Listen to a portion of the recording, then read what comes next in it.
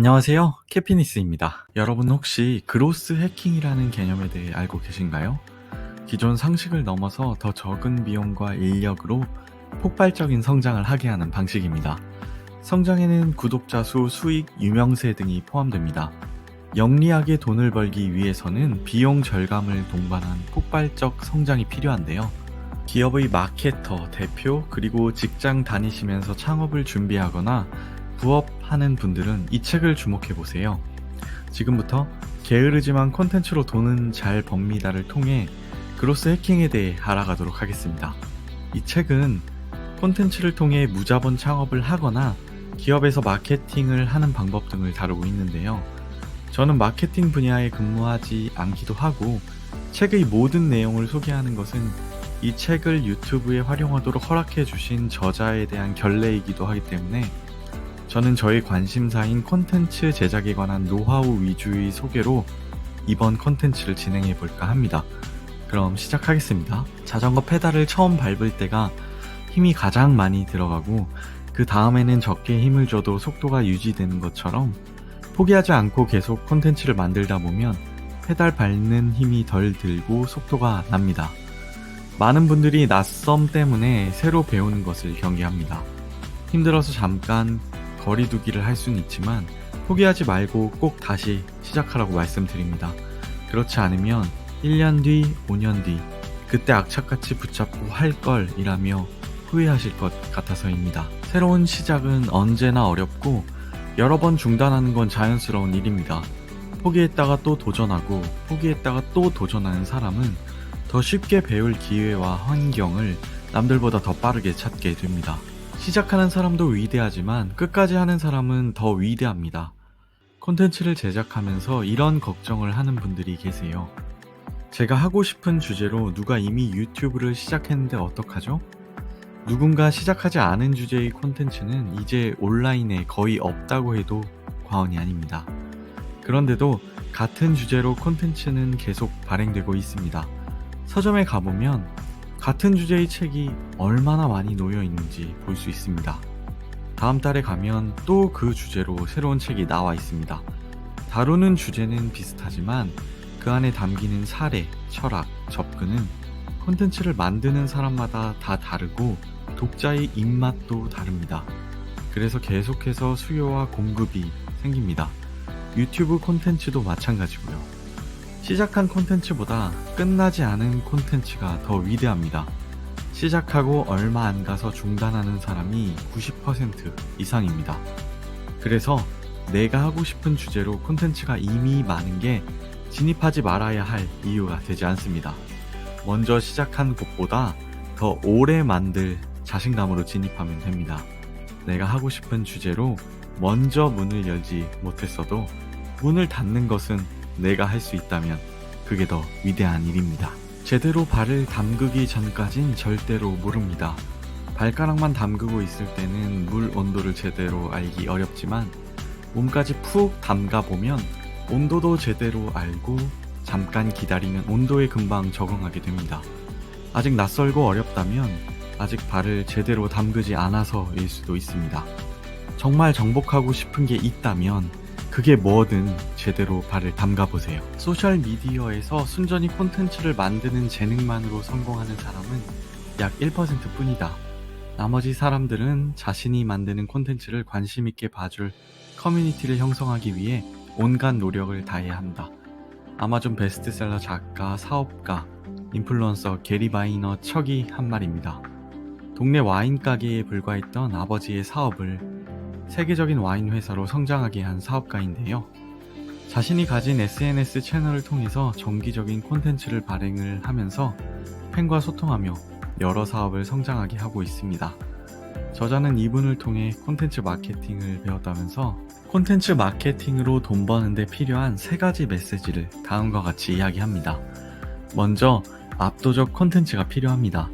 압도적 콘텐츠를 만드는 게 광고비를 아끼고 브랜딩을 빠르게 구축하는 데 가장 효율적인 방법입니다. 질도 질이지만 누적적인 양도 중요합니다. 지금 고객을 위해 만드는 콘텐츠 한두 개의 위력은 별 볼 일 없을 수 있습니다. 하지만 6개월, 1년 지속해서 발행되면 고객의 신뢰도는 급상승합니다. 구매하기 전 3번 고민할 것을 1번 고민하게 만듭니다. 또한 열심히는 기본이고 무엇보다 제대로 해야 합니다. 지속해서 콘텐츠를 압도적으로 만들기 위해서는 꼭 필요한 조건이 있는데요. 일단 만드는 사람이 콘텐츠 주제에 관심이 있어야 합니다. 그래야 관련된 공부도 재미있게 하고 고객 관점에서 꼭 필요한 내용을 더 잘 생각할 수도 있으니 말이죠. 압도적 콘텐츠를 지속적으로 만든다는 건 결코 열정과 결심만 가지고 되는 일이 아닙니다. 끝으로 판매를 위한 콘텐츠만 만들지 않는다는 것입니다. 당장 내 상품을 구매하게 만들기 위해서 콘텐츠를 발행하는 방식은 사업을 오래 지속시키지 못합니다. 고객에게 정보와 즐거움을 주지 못하고 결과에 집착하게 되기 때문입니다. 좋아하는 일, 잘하는 일로 콘텐츠를 시작하라고 말했던 사람들은 사실 자기도 모르게 거짓말을 한 것입니다. 어느 날 돈을 벌고 있는 자신을 돌아보니 마침 그 일을 좋아하고 있었고 그러다 보니 자기처럼 좋아하는 일로 돈을 벌라고 말했던 것입니다. 지금 좋아하는 일로 돈 벌고 있는 것은 맞지만 처음에 시작했던 일은 지금과 다른 일이었거나 방향이 많이 바뀌어 있는 상황일 겁니다. 그래서 좋아하고 잘하는 일로 시작하고 돈을 벌라고 말하는 건 위험한 가이드라고 저자는 주장합니다. 그렇다면 어떻게 해야 할까요? 내가 지금 어디에 와 있는지 어떻게 가는 중인지 알기 위해서 일단 내 인생을 기록해야 합니다. 내가 과거에 무엇을 하면서 헤맸고 지금은 무엇을 하면서 헤매고 주로 무슨 생각을 하는지 이런 것들을 기록하는 게 바로 나의 위치를 찾아가는 일입니다. 이런 노력을 하지 않고 나에게 잘 맞는 콘텐츠 주제를 찾고 있다면 출발점이 어딘지도 모르면서 지도에서 목적지를 찾는 거나 마찬가지이고 침이 없는 나침반을 들고 길을 찾는 것과 같은 일입니다. 나에 대한 기록은 출발점을 알려주고 나침반에 침을 심어주는 역할을 합니다. 오늘 내가 한 것의 기록을 남기는 게 가장 쉽고 당장 시작하기 좋은 콘텐츠 주제입니다. 좋아하고 잘하는 것을 완벽히 결정하는 것은 어렵고 그렇더라도 잔뜩 힘이 들어가고 욕심이 생겨서 오래 지속하지 못합니다. 당장 쉽게 바로 할 수 있는 것, 특히 나를 기록하는 것부터 시작해서 나의 위치를 인지할 때 콘텐츠 방향을 조정해 갈 수 있는 힘도 생깁니다. 꼭 기억하세요. 처음부터 100% 좋아하고 잘하는 주제에 대한 확신을 가진 채 시작하는 일은 벌어지지 않습니다. 좋아하고 잘하는 일은 도전할수록 계속 바뀝니다. 지금 좋아하는 일보다 더 좋아하는 일이 생기고 지금 잘하는 것보다 더 잘하는 게 반드시 생깁니다. 흔들리고 계신가요? 아주 잘하고 계신 겁니다. 이제 기록을 통해서 흔들림을 스스로 통제할 수 있는 사람이 될 수 있습니다. 1년은 꾸준히 한 가지 주제로 글을 써야 진정 팬이라고 할 수 있는 분들이 나타납니다. 1년도 하지 않았는데 사람들이 내 콘텐츠를 외면한다고 슬퍼하는 것은 이른 판단입니다.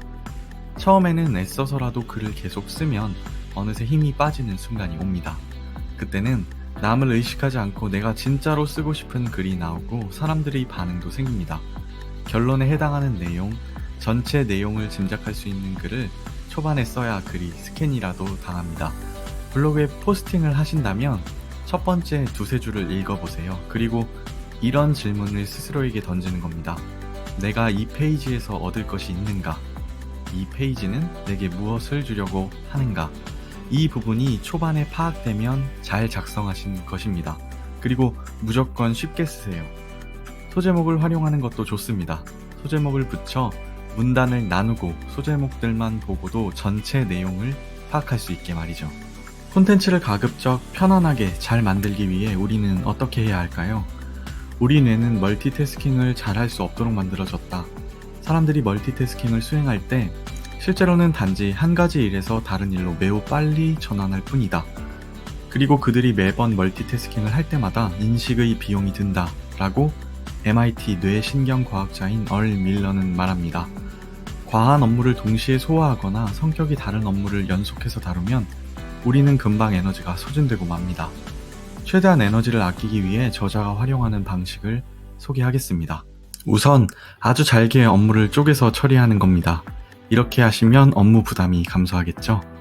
반복 작업과 더하기 트리거를 통해 의식에 드는 에너지를 줄이는 겁니다. 반복해서 지속하는 행위 덕분에 내 업무를 쉽게 할 수 있는 환경이 조성될 것입니다. 몸이 익숙해지면서 힘든 업무가 점점 쉬워집니다.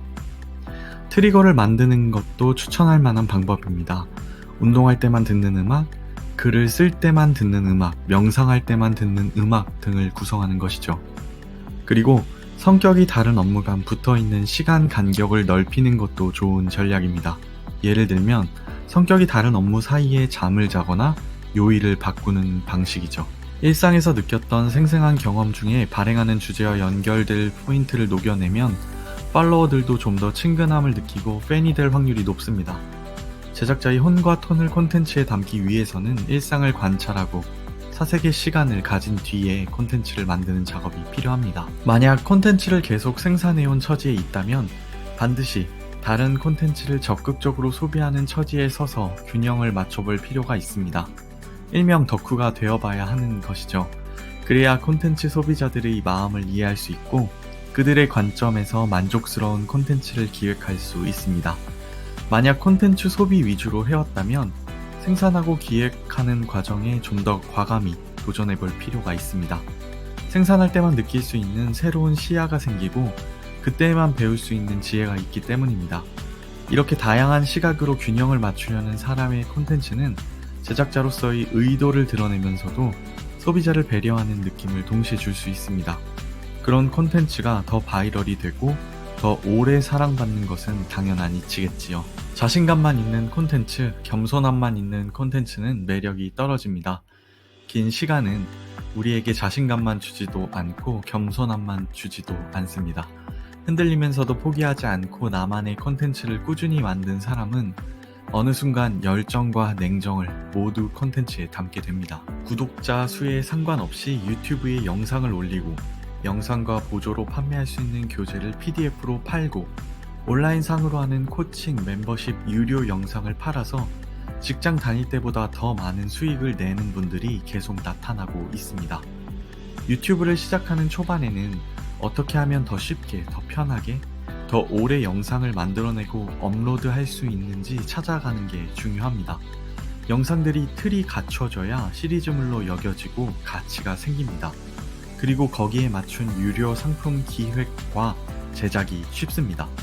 자극적인 영상을 만들어서 트래픽을 몰고 악성 댓글에 시달리면서 광고 수익을 만들지 않아도 자신이 잘하고 좋아하는 주제를 잡아서 돈을 벌 기회는 여전히 무궁무진합니다.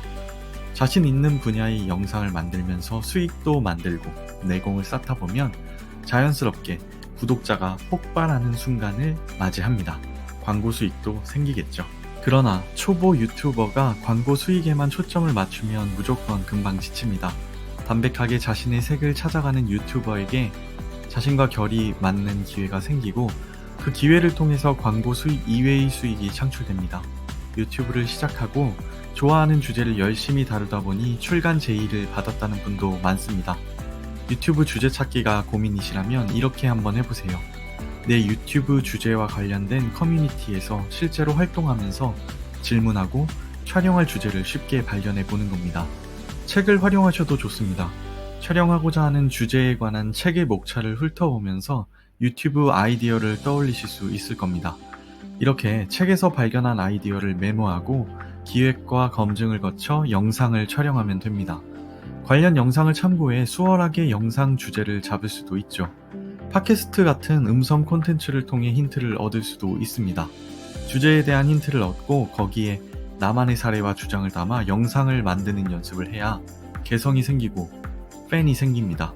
사람들은 같은 주제에 관해 비슷한 사례, 비슷한 주장을 듣고 싶어 하기보다는 다양한 관점을 접하고 싶어 하기 때문이죠. 유튜브 촬영을 자연스럽게 하기 위해서는 어떻게 해야 할까요? 편한 사람과 대화한다고 상상하세요. 그리고 어색한 시간을 충분히 받아들이시기 바랍니다.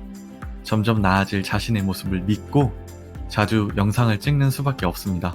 그 다음 이왕이면 자신이 편안함을 느끼는 공간에서 찍는 게 좋습니다. 말하기 스킬, 편집 프로그램이 중요한 게 아닙니다. 더 중요한 것은 영상에 대한 두려움을 해결하는 것입니다. 이게 해결되면 나머지는 스스로 터득하려는 동력이 생길 것입니다. 처음에 어색함만 감수하면 편안해지는 순간이 옵니다. 그러기 위해서 가볍게라도 유튜브를 해야 할 이유를 꼭 적어보세요. 오늘은 콘텐츠 제작과 관련된 서적을 한 권 소개시켜 드렸는데요. 콘텐츠 제작에 임하고 계신 분들 혹은 계획이 있으신 분들께 도움이 되었으면 합니다. 제가 소개시켜드린 부분 이외에도 이 책에서는 콘텐츠를 통한 기업 마케팅도 집중적으로 다루고 있는데요. 혹시 관심 있으신 분들은 한번 읽어보시면 도움이 되실 것 같습니다. 지금까지 저는 여러분의 행복과 성장을 응원하는 캐피니스였고요. 다음에 또 뵙도록 하겠습니다. 시청해주셔서 감사합니다. 도움이 되셨다면 구독과 좋아요도 부탁드리겠습니다. 다음에 또 뵙겠습니다.